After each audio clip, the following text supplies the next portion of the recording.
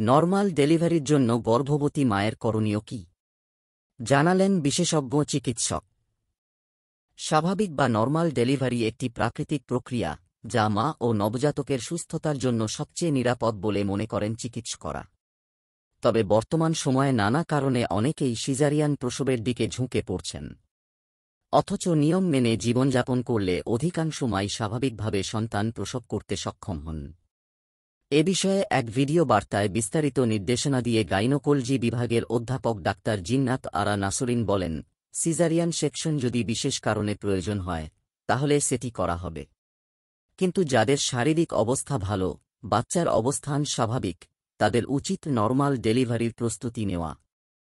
চিকিৎসকের পরামর্শ অনুযায়ী নরমাল ডেলিভারির সম্ভাবনা বাড়াতে গর্ভবতী মায়ের যেসব বিষয় মেনে চলা প্রয়োজন: ১. শৃঙ্খলিত জীবনযাপন ও ওজন নিয়ন্ত্রণ। গর্ভাবস্থায় অতিরিক্ত ওজন বৃদ্ধি স্বাভাবিক প্রসবের পথে বড় বাধা। তিনি জানান, পুরো গর্ভাবস্থায় ৮ থেকে ১০ কেজির বেশি ওজন বাড়া একেবারেই অনুচিত। ভাত, চিনি ও মিষ্টি কমিয়ে প্রোটিন ও সবজিভিত্তিক খাবার খেতে হবে। ২. হালকা ব্যায়াম ও চলাফেরা।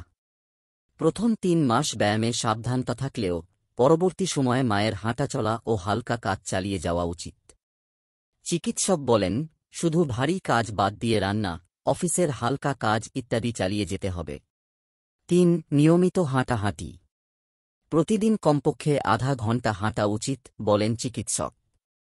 হাঁটার সময়টুকু ভাগ করে নেওয়া যেতে পারে: সকালে ১০ মিনিট, দুপুরে ১০ মিনিট, রাতে ১০ মিনিট। ৪. বিশেষ ব্যায়াম, কেগেলস এক্সারসাইজ। জননেন্দ্রিয় অঞ্চলের পেশি নিয়ন্ত্রণের জন্য কেগেলস এক্সারসাইজ অত্যন্ত গুরুত্বপূর্ণ। এটি প্রসবকালে সহায়ক ভূমিকা রাখে। ৫. ইয়োগা ও মেডিটেশন। হালকা ইয়োগা এবং প্রতিদিন ১৫ মিনিট মেডিটেশন প্রসবকালীন মানসিক দৃঢ়তা ও ইচ্ছাশক্তি বাড়ায়। চিকিৎসক বলেন, মেডিটেশন আপনাকে আত্মবিশ্বাস দেবে, আপনি নরমাল ডেলিভারি পারবেন। ৬. নিয়মিত চেক আপ ও ওষুধ গ্রহণ। গর্ভকালীন সময়ে চিকিৎসকের পরামর্শ অনুযায়ী সব পরীক্ষা ও ওষুধ গ্রহণ অত্যন্ত জরুরি। চিকিৎসক বার্তার শেষাংশে বলেন, আপনার যদি কোনো দ্বিধা বা প্রশ্ন থাকে তাহলে সরাসরি আপনার ডাক্তারের পরামর্শ নিন। আমাদের চাওয়া একটি সুস্থ মা, একটি সুস্থ শিশু এবং একটি নিরাপদ প্রসব।